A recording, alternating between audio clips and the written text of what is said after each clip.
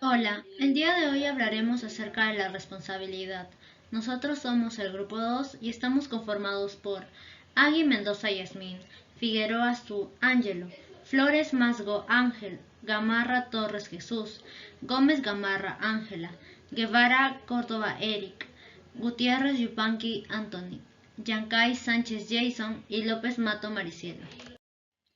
Bueno, continuando con el tema, primero daré una breve introducción. Podemos definir a la ingeniería como un proceso de creación y uso de artefactos, en la cual podemos mencionar algunos de estos, como lo son los autos, computadoras, satélites, presas hidráulicas, entre otros, en donde dichos artefactos, por la ingeniería, magnifican su impacto al extenderse al alcance humano de tal manera que algunas veces pueden llegar a ser muy perjudicial, ya que se crean nuevos fenómenos globales sobre la superficie terrestre, además de que también puede afectar a la atmósfera o los océanos. Es así como los ingenieros son en parte responsables de las consecuencias de la tecnología. Y por todo aquello es que la ingeniería es la interacción entre la naturaleza y civilización, en donde nosotros, como ingenieros, contribuimos en la urbanización de la sociedad.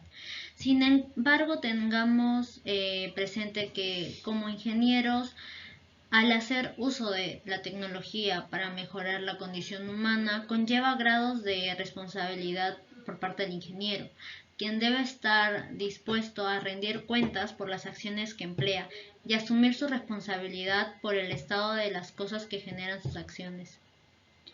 Entonces, es aquí donde hablaremos de la responsabilidad moral. ¿Qué es la responsabilidad moral? Podemos verlo mediante el enfoque de Gunther Ropos, quien lo analizó de acuerdo a 7 preguntas, como podemos ver en la siguiente tabla. Ahora veremos distintos tipos de responsabilidad, pero previamente esto, las palabras obligación y responsabilidad son lo mismo. A decir verdad, estos dos términos tienden a usarse como equivalente en nuestra cultura. Sin embargo, estos términos tienen distintos enfoques. Podemos ver que el primero es prospectiva, como podemos ver en la letra F1, y la segunda es retrospectiva, en la parte F3. Como un ejemplo, se me presenta un trabajo en el cual yo tengo la obligación de hacer contratos con aquella persona con quienes lo haya acordado. Y en la culminación de dicho trabajo, yo puedo decir que fui responsable por mis acciones. Aunado a ello encontramos la responsabilidad legal. Aquí las reglas legales requieren que una persona realice o se abstenga de ejecutar una acción. Es así que quien viola la regla es sujeto de acción legal en su contra y puede ser obligado a sufrir un castigo o pagar una compensación. Además, las obligaciones legales en ingeniería incluyen no causar daños, compensar por el daño causado y respetar las prácticas ingenieriles aceptadas.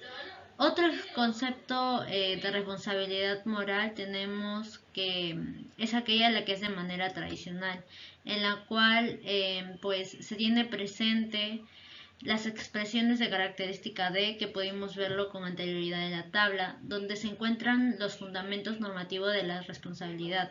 Esto quiere decir que si una persona es responsable desde el punto de vista moral de alguna acción o por una consecuencia dañina, entonces él o ella es moralmente culpable y por ello él o ella moralmente está obligado a compensar a los afectados por dicho daño. Encontramos como ejemplo de obligación moral reconocer y cumplir con nuestros deberes, entender y adherirnos a un código ético. Y por última parte tenemos a la disposición para rendir cuentas, que es la aceptación de tal actitud y de responder a la esperanza de los otros de que sí lo haremos. En consecuencia, estamos aceptando que nuestra actitud o nuestros actos sean juzgados por otros y cuando se es apropiado aceptar la responsabilidad de nuestros errores, de los juicios incorrectos y de negligencias. Esta disposición no debe confundirse con culpabilidad, es decir, Que esté dispuesto a rendir cuentas por un acto u omisión no significa que sea culpable, sino es algo que todos los profesionales deben aceptar como una dimensión esencial del profesionalismo. Entonces, en conclusión, dando término a esta definición, la responsabilidad existe de manera individual en todos los niveles de organización, debido a que una vez se acepte la responsabilidad no puede transferirse. Claro que se puede asignar tareas a otra persona orientada a un compromiso determinado, pero la responsabilidad completa radica en aquellas a quien se les asignan las tareas. ¿Qué tal? Mi nombre es Ángela Gómez y como siguiente punto en el capítulo tenemos la responsabilidad por daños causados. Los ingenieros tienen la obligación ética de priorizar la seguridad y el bienestar de la sociedad. Esto significa que deben asegurarse de que sus proyectos y trabajos no representen un riesgo para las personas, la propiedad o el medio ambiente. Deben tomar precauciones para evitar accidentes y garantizar que sus diseños y productos sean seguros para su uso. Por ende, los ingenieros son responsables, desde el punto de vista moral, de los daños que ellos mismos ocasionan de manera intencional, por imprudencia o negligencia. La mayoría de los daños a causa de los ingenieros no es intencional, y para distinguir entre daños a causa de imprudencia y negligencia, puse estos dos ejemplos. El primero dice: un ingeniero en construcción maneja una grúa y sabe que no debe levantar más de 2 toneladas. Sin embargo, decide levantar 3 toneladas porque quiere terminar rápido el trabajo, consciente del riesgo, pero lo ignora. En este caso, a pesar de conocer el límite, el ingeniero decide excederlo, porque tiene prisa para terminar el trabajo, sabe que es un riesgo y que está incumpliendo con las normas de seguridad, pero sigue adelante. Esto es imprudencia porque el ingeniero es consciente del peligro, pero elige ignorarlo. Como segundo ejemplo tenemos, otro ingeniero de construcción maneja una grúa y tiene que revisar el límite de peso antes de usarla. Por error, no lee el informe que indica problemas con el mecanismo de seguridad. Asume que la grúa está en buen estado y levanta una carga que excede el límite. En este caso, debido a un error de la comunicación, el ingeniero asume que la grúa está en perfectas condiciones y procede a usarla sin revisión adicional. Esto es negligencia porque el ingeniero no se dio cuenta del problema debido a un descuido o error, aunque pensaba que estaba siguiendo el protocolo adecuado. En resumen, la imprudencia implica tomar decisiones conscientes que se sabe que son riesgosas o incorrectas, mientras que la negligencia generalmente resulta de errores, descuidos o malentendidos sin una intención deliberada de hacer algo mal.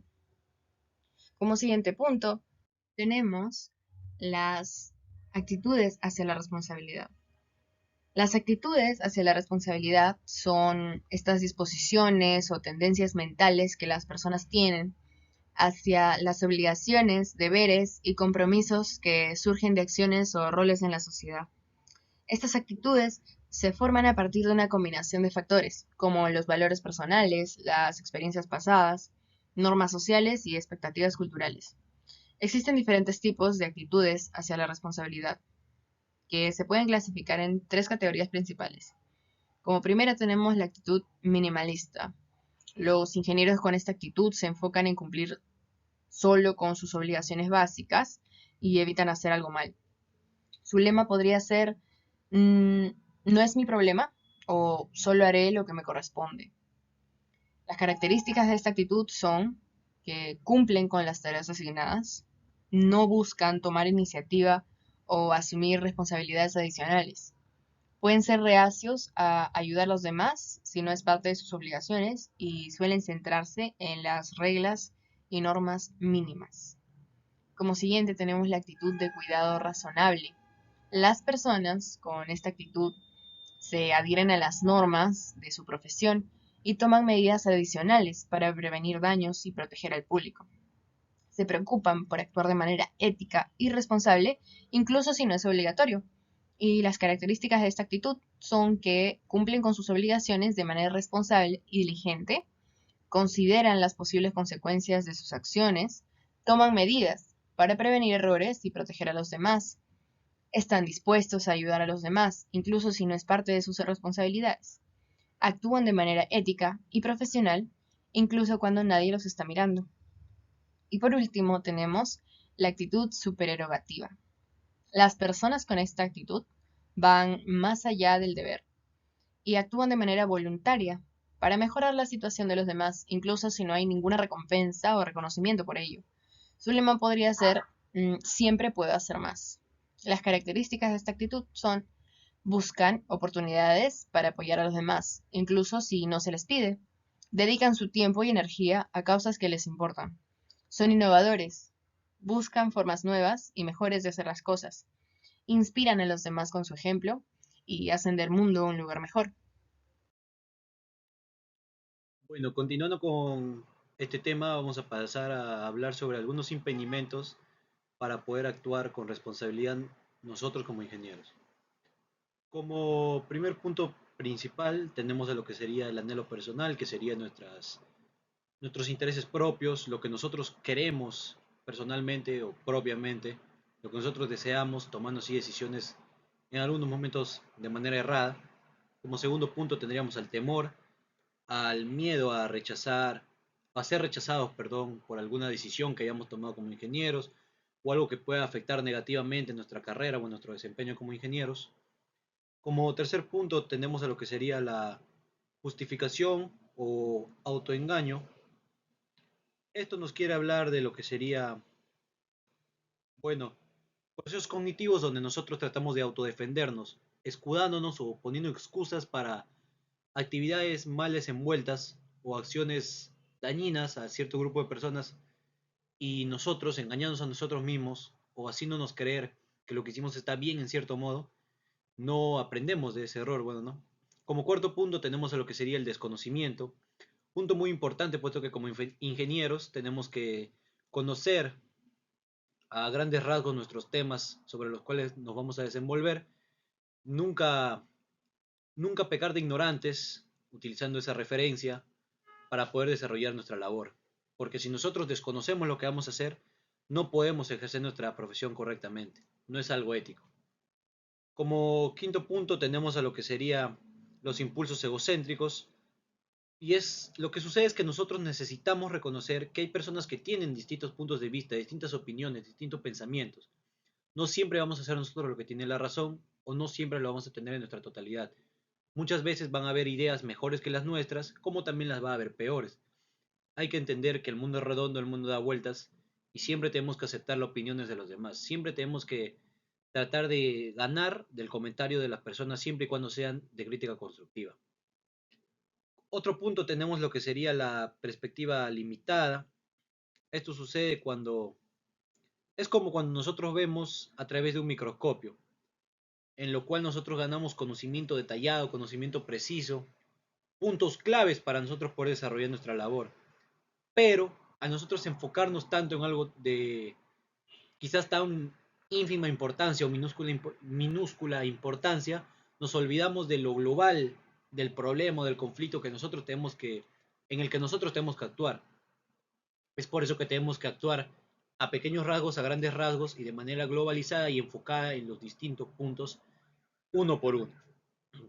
Luego tenemos a lo que sería la sumisión de ciega a la autoridad.